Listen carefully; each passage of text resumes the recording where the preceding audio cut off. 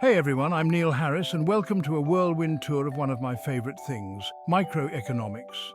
It sounds complicated, I know, but bear with me. It's basically the study of how people make decisions when faced with scarcity. Because let's face it, we can't have everything we want, right? So how do we decide what to buy with our limited time, money and resources? That's what we're going to explore in this series. Over the next few videos, we'll be delving into the nitty-gritty of how consumers like you and me interact with businesses, how prices are set, and how the government sometimes steps in to, try and make things a little fairer. Get ready to have your mind blown by graphs, charts, and the invisible hand of the market. Okay, maybe not blown, but hopefully you'll gain a new appreciation for the complex dance of supply and demand that shapes our world. So, let's start with the basics. You, yes you, the consumer, the powerful being with a wallet full of possibilities and a seemingly endless list of wants and needs. Every time you walk into a store or browse online, you're faced with decisions. Do you buy the expensive brand name cereal or the generic version, that new phone you've been eyeing, or do you stick with your perfectly functional older model? These choices, my friends, are the essence of microeconomics. We as consumers are constantly trying to maximize our utility, which is just a fancy word for satisfaction. We want to get the most bang for our buck, right? But here's the catch. We all have a budget. Whether it's a student loan budget, a waiting for payday budget, or a treat yourself budget, there's a limit. Microeconomics calls this our budget constraint. Think of it like a fence around your economic playground. Inside that fence you can play however you want, spending your money on whatever brings you the most joy, but venture outside those limits, and well, you end up with an empty wallet and a lot of regret. Now, you might be thinking, Neil, this is starting to sound a bit too much like a math class. And you wouldn't be entirely wrong. Economists love their graphs and equations. But don't worry, we're not going full-on calculus here. The key takeaway is this. Understanding how consumers make choices, how they react to changes in prices, and how they prioritize their needs and wants is crucial to understanding how the whole economic system works. It's like trying to understand a movie by focusing on the motivations of the characters. So next time you're at the grocery store, staring at that wall of cereal options, remember, you're not just buying breakfast, you're engaging in a complex economic dance. Okay, so we've talked about consumers, the heroes of our microeconomic story. Now, let's meet the other main characters' firms. These are the businesses, the producers, the entities that make the goods and services we crave. And what's their primary motivation? You guessed it, profit. They're like the slightly more calculating friend in the group, always trying to figure out how to get the most out of a deal. To understand firms, we need to delve into their costs and their revenues. Costs are pretty straightforward. It's what they have to spend to make their stuff, from raw materials to wages, to that giant inflatable mascot they bought for some reason. Revenue, on the other hand, is the money they get from selling their products. Now, this is where things get interesting. Firms are always trying to find that sweet spot, that perfect balance where their revenue is way higher than their costs, thus maximizing their profit. Think of it like a seesaw. They want the revenue side to be sky high while the cost side stays low to the ground. Achieving this balance is no easy feat. Firms have to make a whole bunch of decisions, like how much to produce, what price to set, and how many people to hire. They're constantly analysing the market, trying to anticipate consumer demand and outmaneuver their competitors. It's like a strategic game of chess. But instead of rooks and bishops, they're playing with production lines and marketing campaigns. But here's the thing. Firms aren't just these cold, calculating profit machines. They're made up of people just like us, who are trying to make a living, innovate and create products and services that improve our lives. So, the next time you buy that new gadget, or eat at your favorite restaurant, remember, you're not just a consumer, you're a participant in this intricate economic web, interacting with firms that are trying to navigate the world of profit, competition, and maybe, just maybe, make the world a slightly better place. So far, we've looked at consumers and firms as individuals, dancing around each other in this economic tango. But to really understand how markets work, we need to zoom out and look at the bigger picture. That's where market structure comes in. Think of it like the stage on which our economic dance takes place. Sometimes the stage is crowded with tons of dancers all vying for attention. Other times it's a solo performance with one dominant figure stealing the spotlight. Economists have fancy names for these different market structures like perfect competition, monopolistic competition, oligopoly and monopoly. Let's break them down, shall we? Perfect competition is like that crowded dance floor I mentioned. Imagine a farmer's market with dozens of stalls selling identical tomatoes. Each farmer is a small player in a vast market, and none of them have the power to influence the price. They're basically price takers, meaning they have to accept the prevailing market price. On the other end of the spectrum, we have the monopoly. Think of it as the economic equivalent of a lone spotlight shining on a single dancer. In a monopoly, one firm controls the entire market for a particular good or service. They're the price setters, meaning they can pretty much dictate the price because consumers have no other option. Now, between these two extremes lie a couple of other market structures. Monopolistic competition is kind of like a mix of the two. There are many firms, but they try to differentiate themselves through branding, advertising, or slight variations in their products. Think of the market for coffee shops or clothing stores. Finally, we have oligopolies, where a small number of large firms dominate the market. These firms have a lot of power to influence prices, and they often engage in strategic behavior like price wars or collusion. Think of the airline industry or the cell phone market. Understanding these different market structures is crucial because they influence everything from pricing to product variety to innovation. So the next time you're navigating the aisles of a supermarket or browsing online retailers, take a moment to appreciate the invisible forces of market structure at play. All right, folks, it's time to talk about two of the most fundamental concepts in economics, supply and demand. These two forces are constantly interacting like two sides of a seesaw, trying to find that perfect balance. Let's start with demand. Demand refers to how much of a good or service consumers are willing and able to buy at different prices.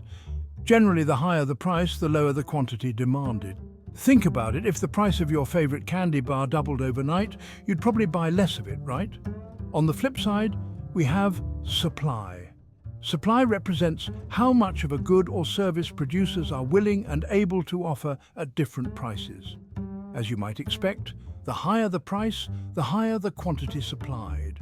After all, if producers can sell something for more money, they're going to be more motivated to produce and sell it. Now here's where the magic happens. At a certain price, the quantity demanded by consumers will perfectly match the quantity supplied by producers. This magical point is what economists call market equilibrium. It's like the sweet spot where the seesaw is perfectly balanced. At equilibrium, there are no shortages or surpluses. Every unit produced finds a willing buyer, and every buyer finds what they're looking for at a price they're willing to pay. Of course, in the real world, markets are constantly changing.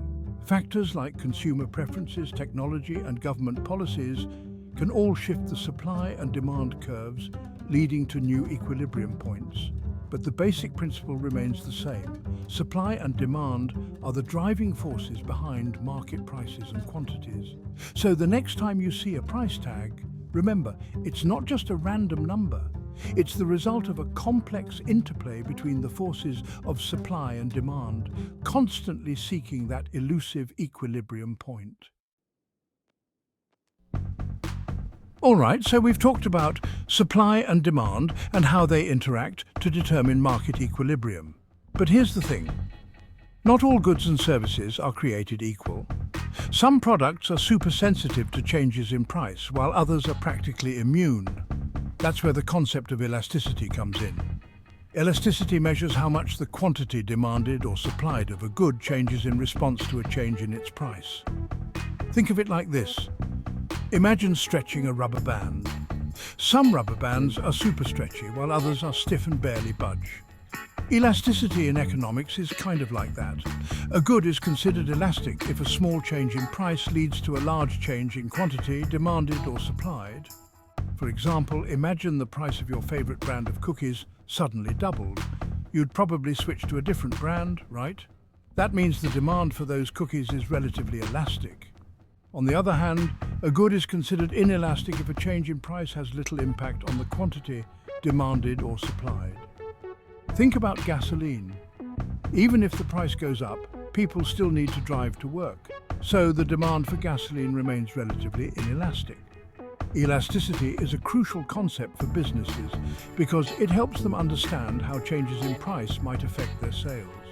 For example, if a business knows that the demand for its product is elastic, it might be hesitant to raise prices, even if its costs go up, because it knows that consumers will likely switch to a competitor. On the other hand, if a business knows that the demand for its product is inelastic, it might be more likely to raise prices, knowing that consumers are less likely to change their buying habits. So the next time you're pondering the price of something, think about its elasticity. Is it a rubber band that stretches easily, or one that barely budges? Understanding elasticity can give you a whole new perspective on the dynamics of supply and demand. So far, we've been exploring the free market, where consumers and firms interact with minimal government interference. But in the real world, governments play a significant role in shaping economic outcomes. Sometimes, they step in to correct market failures, promote fairness, or achieve broader societal goals. One way governments intervene is through taxes. Taxes are like those pesky fees the government adds to everything from our income to our online purchases. While they might seem annoying, taxes serve a vital purpose. They fund public goods and services like roads, schools, and national defense. By taxing certain goods, like cigarettes or alcohol, governments can also discourage their consumption. Another tool in the government's economic toolbox is subsidies. Subsidies are like financial assistance programs for industries or activities that the government wants to encourage. For example, governments might subsidize renewable energy production to combat climate change or provide subsidies to farmers to support domestic agriculture. Finally, governments also intervene in markets through regulations. Regulations are essentially rules and guidelines that businesses must follow. They can cover a wide range of issues, from environmental protection to worker safety to consumer protection. For example, regulations might limit the amount of pollution a factory can emit, set minimum wage standards, or require businesses to provide accurate product information. Government intervention in markets is a complex and often contentious issue. Supporters argue that it's necessary to correct market failures, promote social welfare, and protect consumers and the environment. Critics, on the other hand, contend that government intervention can stifle innovation, distort markets, and lead to unintended consequences. The debate over the role of government in the economy is ongoing and constantly evolving. But one thing is for sure: understanding the tools and motivations behind government intervention is essential for navigating the complexities of the modern economy. We've been talking a lot about the beauty of the free market, how supply and demand magically converge, and how consumers and firms, driven by their own self-interest, somehow manage to create a somewhat functional economic system. But let's be real. Sometimes the market doesn't quite live up to its reputation. Sometimes the invisible hand fumbles, and we end up with what economists call market failures. These are situations where the free market, left to its own devices, fails to allocate resources efficiently or produces outcomes that are undesirable from a societal standpoint. One classic example of a market failure is externalities. Externalities are those pesky side effects of economic activities that spill over onto third parties who aren't directly involved in the transaction. Think of pollution from a factory. The factory might be producing goods that people want and making a profit in the process, but the pollution it generates imposes costs on the surrounding community in the form of health problems, property damage, and a generally unpleasant environment. Another type of market failure is public goods. Public goods are things like national defense, street lighting, or clean air. They have two key characteristics. They're non-excludable, meaning it's difficult to prevent people from benefiting from them even if they don't pay. And they're non-rivalrous, meaning one person's consumption doesn't diminish another person's enjoyment. The problem with public goods is that the free market tends to undersupply them. Why would a private company invest in providing something if people can benefit from it without paying? That's where the government often steps in, using tax revenue to fund the provision of public goods. Market failures can also arise from asymmetric information, where one party in a transaction has more information than the other. Think of a used car salesman who knows the car they're selling is a lemon, but the buyer doesn't. This information asymmetry can lead to inefficient outcomes, with buyers overpaying for goods or services or sellers exploiting their informational advantage. Market failures are a reminder that the free market, while a powerful engine for economic growth, isn't perfect. It's crucial to be aware of these potential pitfalls and to consider ways to address them through government intervention, regulation, or other mechanisms. That was a crash course, literally, in the world of microeconomics. We've covered a lot of ground, from the basic principles of supply and demand to the complexities of market structures and government intervention. But the most important takeaway is this: economics isn't just about dry theories and abstract models. It's about understanding the forces that shape our daily lives, the choices we make, the businesses we interact with, and the role of government in our economy.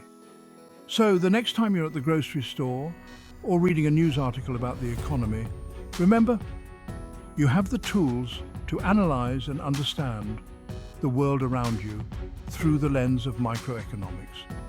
Don't forget to like and subscribe for more deep dives into the fascinating world of economics, and be sure to hit that bell notification icon so you don't miss out on future videos. See you next time.